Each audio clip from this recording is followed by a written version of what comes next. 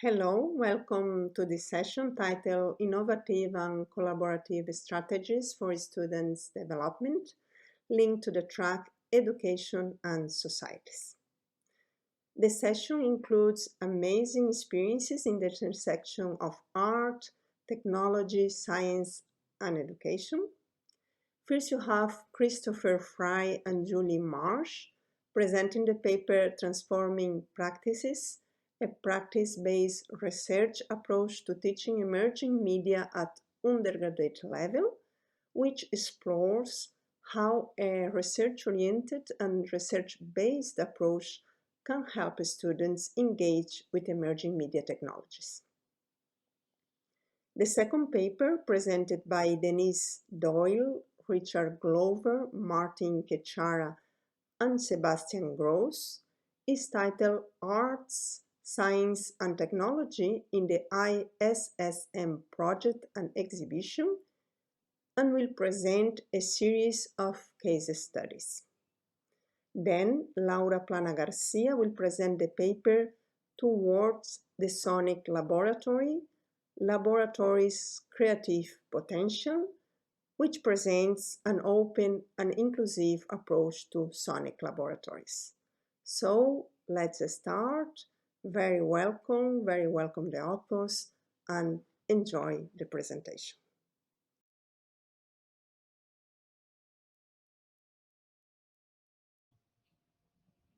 Transforming Practices, a practice-based research approach to teaching emerging media at undergraduate level. We are Dr. Julie Marsh and Dr. Chris Fry from the University of Westminster, where we both teach on the BA Contemporary Media Practice, as well as being researchers at CREAM, the Centre for Research and Education in Arts and Media.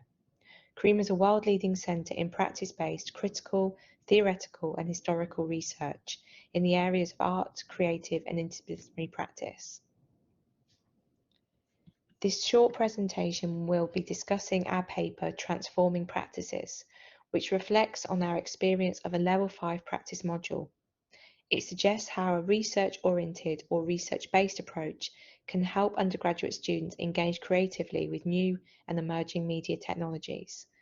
This approach developed as a result of changes made to a specific undergraduate module.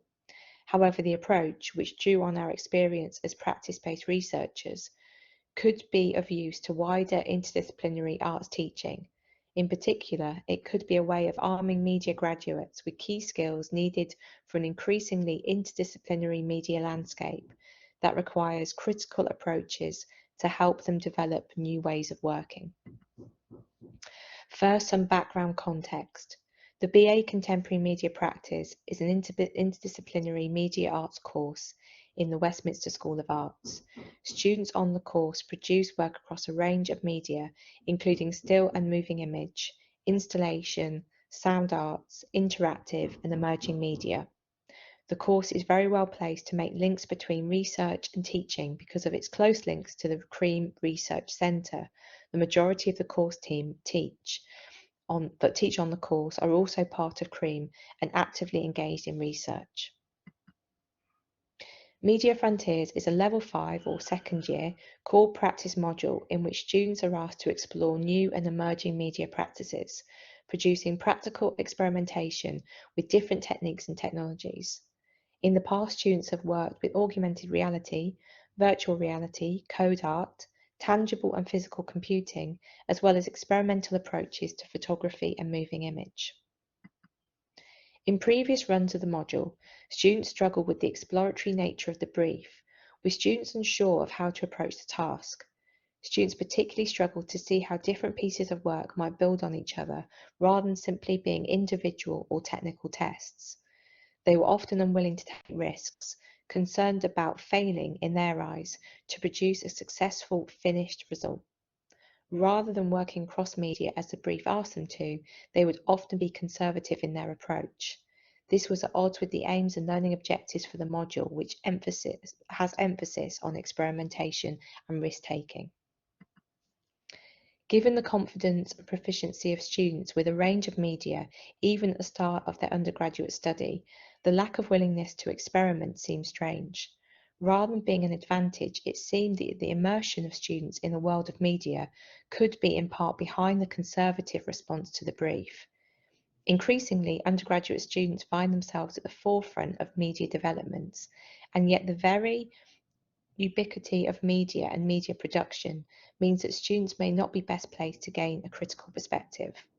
While undoubtedly expert users of media systems, students can sometimes struggle to understand them in their wider context. This becomes especially noticeable when they are asked to develop new ways of working. It's as though they are constrained by a perception of the role as producer of content. What is needed is a way of fostering a critical distance from the media that they are immersed in. Our solution lay in shifting the student's understanding from research as knowledge accumulation to research as knowledge creation, and also as demonstration of knowledge to practice as a means of generating knowledge. This initially came about intuitively as a response to the difficulties students were having. Our instinct as practice-based researchers was to ask them what they wanted to find out through their experiments. This led naturally to asking them if they could express this as a research question or questions. This subtle shift reframed the purpose of the practical work from learning about specific techniques to how these processes might create new understandings. It asked students to question conventions and their assumptions about media. It also encouraged creative play as parts of cycles of reflection and exploration as a means of discovery and new artistic insights. Combining research and teaching is far from new, and a number of approaches exist. These range from those that aim to incorporate current research into the curriculum content to those which focus on the introduction of research methods and processes. The approach here can best be seen as a combination of what Griffiths has called research-oriented and research-based approaches. Our approach combined research-oriented approaches where students learn about research processes and staff try to engender a research ethos through their teaching, and research-based approaches where students learn as researchers largely through inquiry-based activities. Several changes were made to the module, with key changes being asking students to develop their own research questions which aim to foster an exploratory approach to practice and encourage them to challenge their preconceptions of what media practice is. Asking students to also produce a series of works rather than the final piece aimed to place greater emphasis on the importance of experimentation and risk-taking.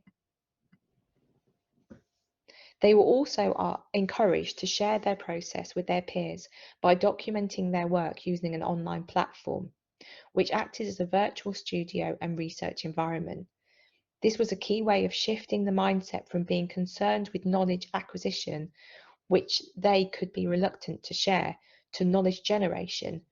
Previously, each student maintained a separate blog for their documentation, and these were usually only seen by staff. Using the NIM platform, all the blogs were in one place and could be seen and commented on by peers and staff. The transparency and sharing of research was intended to reflect the expectations for research practice, framed as a tool rather than a requirement for the project and the module. A key change for staff was being encouraged to present their own research practice and research questions to students, incorporating their research methodologies into workshop teaching. This provided a way of bridging the gap between research and practice for both staff and students.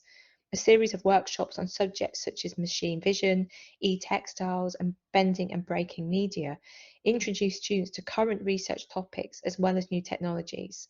These workshops encourage experimentation, creative play, and creative thinking across disciplines, promoting divergent thinking to help students to come up with multiple solutions to open-ended, unscripted problems.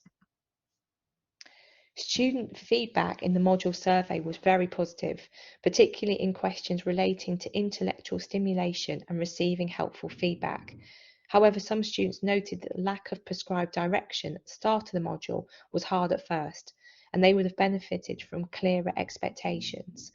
It was also noted that students positively valued staff's enhanced enthusiasm, credibility, and currency of knowledge. Rather than producing separate technical tests, students were beginning to produce connected pieces with clearly stated aims. This allowed them to evaluate their own work according to the terms they had determined, rather than looking only to staff for feedback. Things that didn't work became points of learning and potential for development, which reduced the fear of failure that students had previously experienced. There were still a number of students who initially struggled to develop research questions that had creative worth. However, these students were especially helped by being able to see other students' questions and practice through the virtual learning environment. Students reported that the module is intellectually stimulating and challenged them to do their best work, and for some, it even completely transformed their way of working. Not only did this see student performance and satisfaction improve, but an environment was created that was rewarding for staff also. While there were other ways that we might have introduced students to research processes, drawing on our own practice had several benefits, not least creating a more holistic working experience, allowing both roles to be equally appreciated and valued, and seen as complementary rather than separate. The research environment fostered by sharing research through the workshops and virtual learning environment, creating a different dynamic between students and staff. Being viewed more as fellow researchers than simply as teachers, changed the nature of the discussions in tutorials and allowed students to take a greater role in guiding and evaluating their own work. Despite what might have been perceived as a lack of academic maturity as a cohort of undergraduate students, they responded positively with feedback suggesting for some a transformational effect on their practice. In summary, while the changes made were initially intended to solve specific issues encountered on a particular module, it became clear that the research skills students were acquiring have a significant value for their ongoing development as practitioners. The critical and reflective skills, together with an inquiry-based approach to practice, are well suited to a media landscape where media can prevent a deeper understanding for them. It changed the students from being producers of content within existing media structures to practitioners, increasingly capable of critiquing and redeploying media in the pursuit of new practice. This has raised further questions that need addressing about how emerging media practices might best be taught. In particular, further research is needed to explore whether research-informed approaches to teaching contemporary and interdisciplinary media practice might become the principal means. Thank you very much.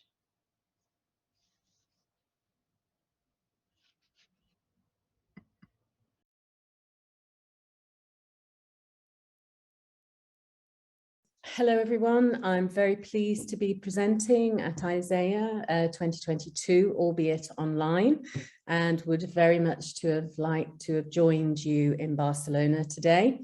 Actually, the last time I presented at ISEA was in Istanbul in 2011, and that was quite an amazing conference hosted by Sebastian University. But here I am over a decade later. So I'm actually presenting today on behalf of the ISSM team. We're an interdisciplinary team from the University of Wolverhampton in the UK. My name's Denise Doyle.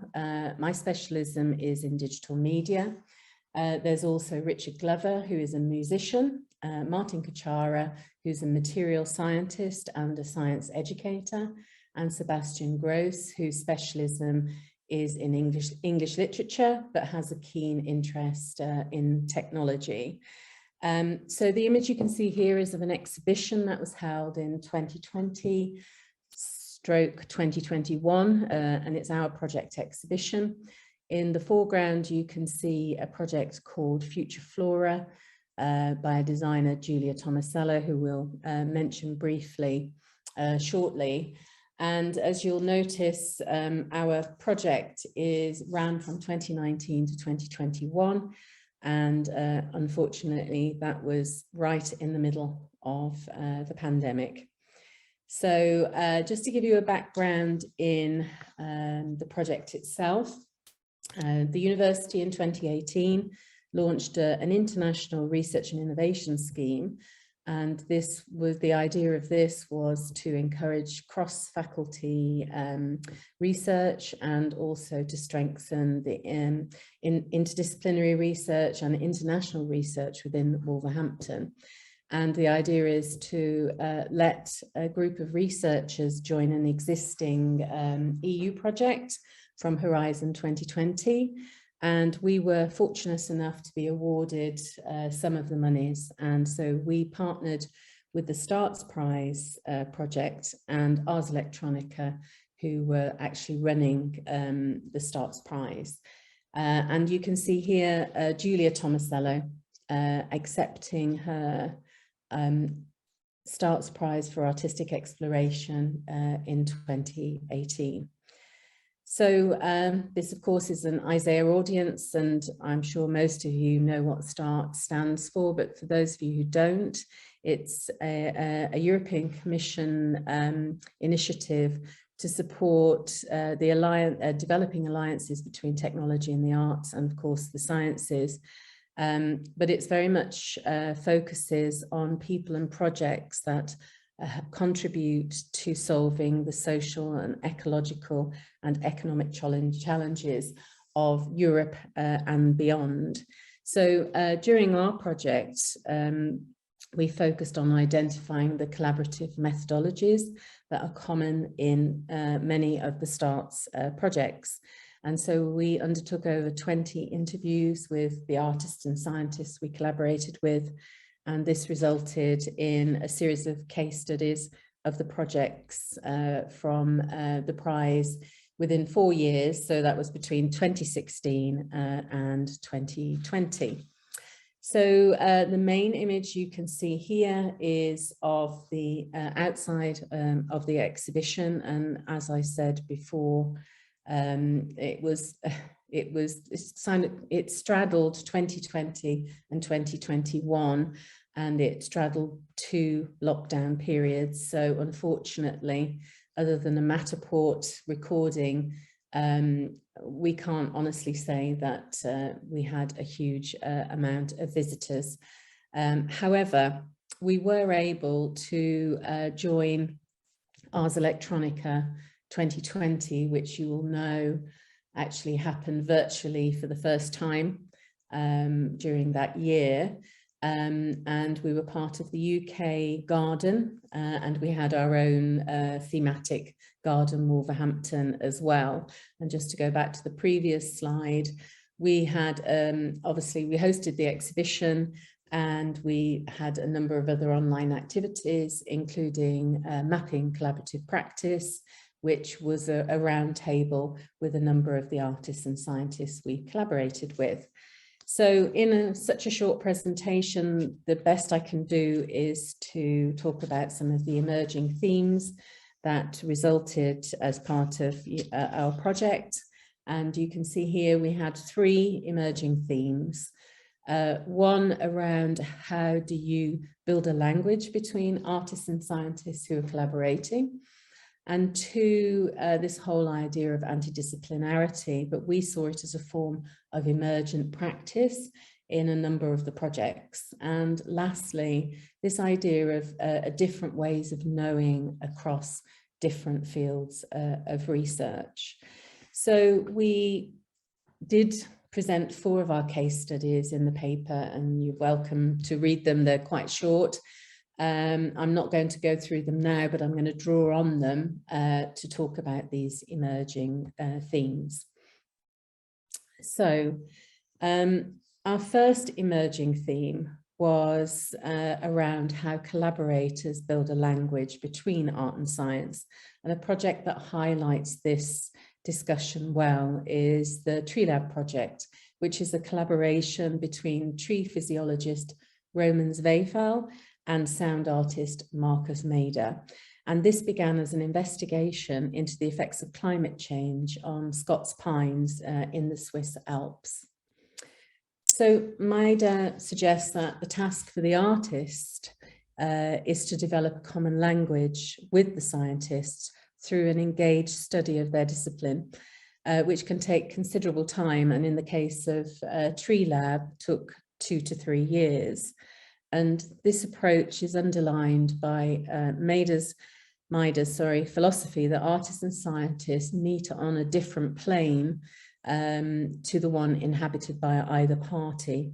And so this different plane, and we're terming it the third space in our research, allows for joint decision making arising from a kind of shared trust and understanding of where disciplinary backgrounds intersect for their output. Now, the second theme focuses on this idea of anti-disciplinary practice, and is what we perceive as I said before, an emergent practice, and is often created when different fields come together to solve complex problems. And in our example, it is in the field of biology and design, and in the project, This is Grown.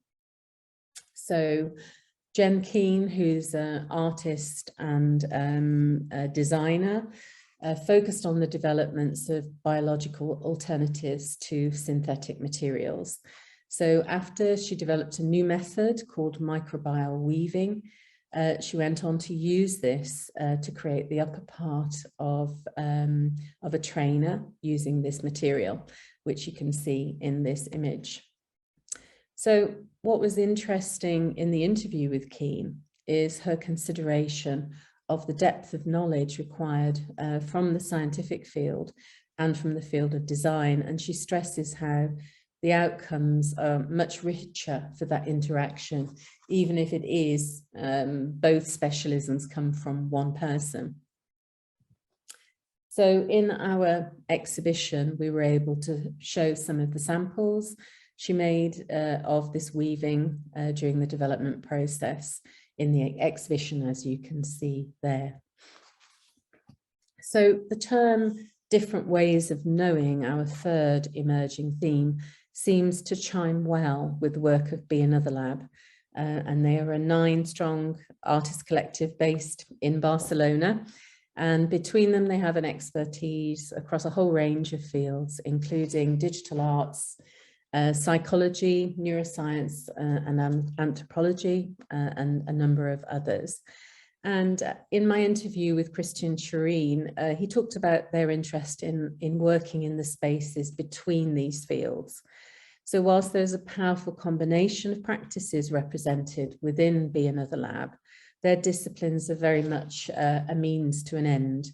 And the collective gained an earlier recognition for their machine to be another, and it's their embodiment system that offers users an immersive experience of seeing themselves in the body of another person. So I was interested in how they share their knowledge across the collective. And Norman de Secche, who's the anthropologist, mentioned this idea of code switching during the artist roundtable, and how they already speak a number of different languages between them, but that this idea is much more than the language itself. So a number of members of the collective also have more than one specialism. And in fact, as you can read on the screen, 2 members of the collective decided to study PhDs in neuroscience and in psychology to understand what the embodiment system was doing in scientific terms after they'd completed their arts MAs. And I think the interesting point to be made here about different ways of knowing is that, as in Marcus Maida's discussion earlier, they're taking an object of inquiry, this time the embodiment system, and studying it or producing knowledge about it from a range of different fields. So hence this idea of different ways of knowing. So just for the last part of this presentation, I just want to say something a bit more about the exhibition. Apart from presenting our findings, we also wanted to show some starts projects, and we included Future Flora and This is Grown. But we also wanted to include a 2020 prize winner. And we thought the perfect project was from Taiwanese artist Pei Ying Lin, and her project called Virophilia investigates the possibilities of human virus encounters. Now, she's been working on this for a number of years and way before the pandemic.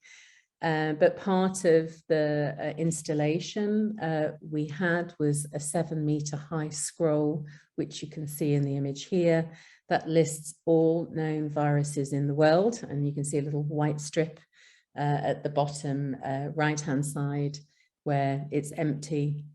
So more virus names will be inevitably added in the future. So another part of the project for Virophilia is a cookbook written for the 22nd century. And this is where she imagines humans have learned to live with and accept viruses as part of their greater ecosystem. So as part of our exhibition, we printed off all of the pages of the cookbook and displayed them, as you can see there. And in one of the insets is my absolute favorite, which is called Influenza Egg on Rice as well. Okay, so you can see one more image here. You can see just the number of viruses there are on that scroll. So our whistle stop presentation to conclude the talk, then we hope as the ISSM team to take these 3 emerging themes of our project further and further develop them around this concept of the third space of collaboration in art, science and technology. And further to this, we want to be able to develop strategies of understanding this concept of code switching between different fields of research, and really to encourage this type of research that we found as an incredibly rich practices working across arts, science and technology. And yeah, so thank you very much, and I hope you enjoy your time in Barcelona. Thank you.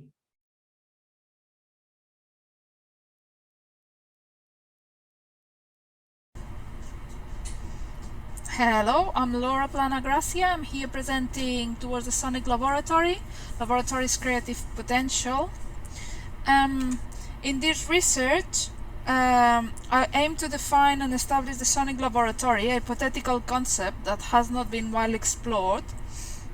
And I will do this through analyzing different typologies of laboratories, science labs, media labs, hack labs, and others. And this research presents an open and inclusive description of the laboratory that opposes a techno-scientific perspective. So in my introduction, I present the research as an inspection of the definition and antecedents and various typologies of what is generally understood under the term laboratory. This will entail a search for the historical precedents and consider the origins of the term laboratory.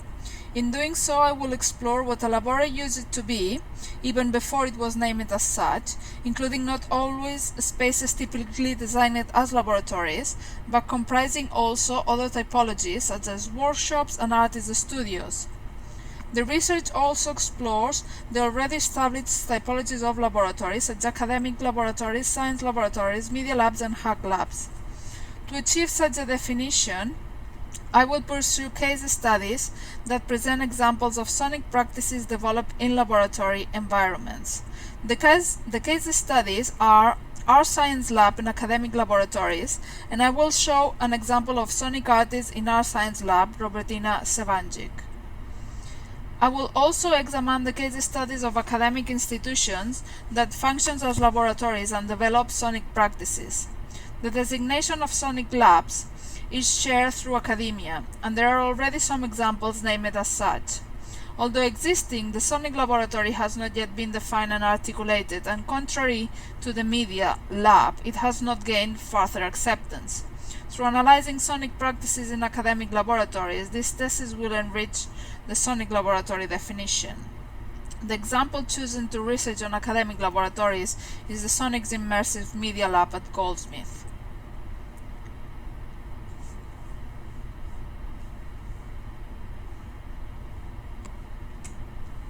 So the academic laboratory connects with the world of science, which emerges thanks to workshops central organizing to focus on a specific experiments. Laboratories are sites where to conduct investigation, and their development is through experimentation, which will be a constant feature of most laboratories. In addition to this, researchers that focus on the study of digital humanities labs state that a digital humanities lab produces and is produced by a network of scholars, practices, institutions, epistemologies, ideologies, and cultures of STEM, the humanities, higher education, and society. This research considers the importance of these alternative laboratories to the hegemonic model of science, but there are other examples, such as the American Academic Laboratory, born out of industry and academia confluences. However, this model appears not as an alternative but subsumed in the scientific laboratory's hegemonic definition, reaffirming the values that transform this laboratory into an industrial military academic complex. This section on academic laboratories describes how some laboratories are far removed from the scientific and hegemonic laboratory perspective, for example, humanities and digital humanities laboratories. However, the research also shows how the American University Laboratory model is still creating a laboratory's hegemonic view. Both examples will contribute to an extensive and inclusive definition of the laboratory by approaching and distancing from these academic labs models. The science laboratory. There is a direct link between the academic laboratory and the science laboratory. This idea of a liaison is reinforced by tracing back to early apothecaries, which first developed towards academic chemical laboratories, establishing an academic scientific laboratory model which will exist until the present model. There is a bridge between the laboratory in an educational environment and the science laboratory. The origins of the science lab are in the chemical laboratory that appeared during the 18th century in Europe. In her study, Klein presents as an example the chemical laboratory of the Berlin Academy of Science, founded in 1753, directed by A.S. Margaff. The origins of the science laboratory connect directly to the world of chemistry, early apothecaries, and academia. But the academic chemical laboratories are the basis for the contemporary science lab. Following, we know that science behaves in a chain production from facts to literature, using experiments and registering simulations, and finally building black boxes with impact on social consequences. Technology has been created under scrupulous dependence of hyperstructures, technoscientific laboratories, for instance, resulting in extremely hard to disbelieve, doubt, and dissent, leaving the confronters impressed without power and resources to contest and dispute their authority. This is used in Bruno Latour's parabola of counter-laboratories. Latour's critical analysis will be further explored in the research, adopting artwork network theories and feminist studies in Laurie Emerson and Dora Haraway to help define and establish a sonic laboratory. The Media Lab, the hacklab, and other typologies. So we have further analyzed the academic, the scientific, and the scientific laboratory, but there are other lab topologies that emerged from the Media Lab. The hacklab, the hacker spaces, maker spaces, fab labs, and biolabs are all variables of the Media Lab and began to appear in the middle of the 90s.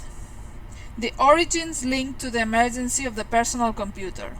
First, hackers collaborated with the MIT and founded the free software movement. One example is Richard Stallman, who launched the GNU project and the Free Software Foundation. Hack labs and hacker spaces are hacker places, generally self-managed spaces. Their interest is in technology, and their practice develops through meetings, sharings, and creating knowledge in collective and individual projects. Like hack labs and hacker spaces, there are also tech shops, incubators, or innovation labs, hubs, fab labs, and maker spaces. Nevertheless, what makes them different is that hack labs and hacker spaces are the origins of communities. An indisputable feature of these hack labs is the use of open source software and hardware. Through sharing and free license and methods such as forking, hackers' use of open source is seen nowadays as an alternative to the big 5 technological corporations' imperative and profit. Maker spaces and fab labs, known as fully automated business or fabrication laboratories, do not use uniquely open hardware, but they can provide precise machines. According to the dossier Soberania technological sovereignty, they potentially do not opt for transforming the system, but for a re-updating of capitalist production and consumption relations. Tania Deo states that a reactivation of maker, hack, and DIY culture in the laboratory allows artists and makers to trespass the critical threshold, crossing disciplinary boundaries. Even though AEDO provides sonic practices as examples, she reinforces the interdisciplinarity in these laboratories, integrating different disciplines such as media art, sound art, conceptual art, media archaeology, expanded cinema, new materialism, experimental electronic music, and critical theory. AEDO presents examples of developing sonic practices in hack labs that can be examples of an hypothetic sonic laboratory.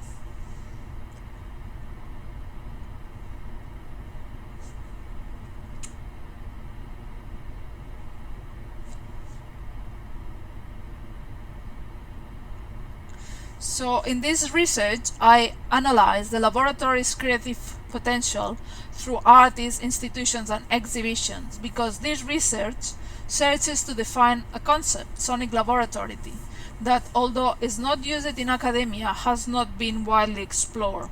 In doing so, this research will investigate the laboratory's artistic and creative potential. Thus, this research will investigate the laboratory's most creative side through examples such as art centers, festivals, exhibitions, virtual laboratories, and some artists who establish their practice as a kind of laboratory. One of these examples is the sonic practices in ArtScience Lab developed by Robertina Šebjanič, for example, at the Marine Institute, Ireland. The artists present on board of the Marine Institute Ireland encouraged collaboration and engagement with scientists, whose point of view highlights art and science common topics, such as being interested in the process and being based on observations. Šebjanič continues to explain her experience in art residential laboratories, which are, according to her, places and spaces where scientists work and research is happening. During this residence on board of the boat, the artist had the opportunity to work with sensing tools. She became actively involved with the team through daily briefings that brought her close to the Science Complex project. Šebjanič's work illustrates the transdisciplinary relations between art and science in laboratories. The relationships are reinforced thanks to the dynamics of sharing methodologies from science laboratory to arts practices, which is bidirectional. The science benefits from arts methodologies such as inclusive narratives, and likewise, artists can use scientific tools and methods. The mixture of science laboratories and the sound artist practice will help determine the sonic laboratory as a laboratory developed by artists to use sonic technologies through an inclusive perspective and methodology and humanistic methods. Another aspect to highlight for this example is about the exhibition as an outcome. Artist practices in ArtScience Lab amplify the laboratory's chances to be a place for research and manufacture and also exhibit. Bringing art methodologies such as curatorial development to the scientific laboratories is something that ArtScience Lab do, contributing to defining the laboratory as a place for humanities and not dedicating to scientific research. This contribution from art to science that is exhibiting could also be a feature that defines the sonic laboratory when exhibiting sound art. Another example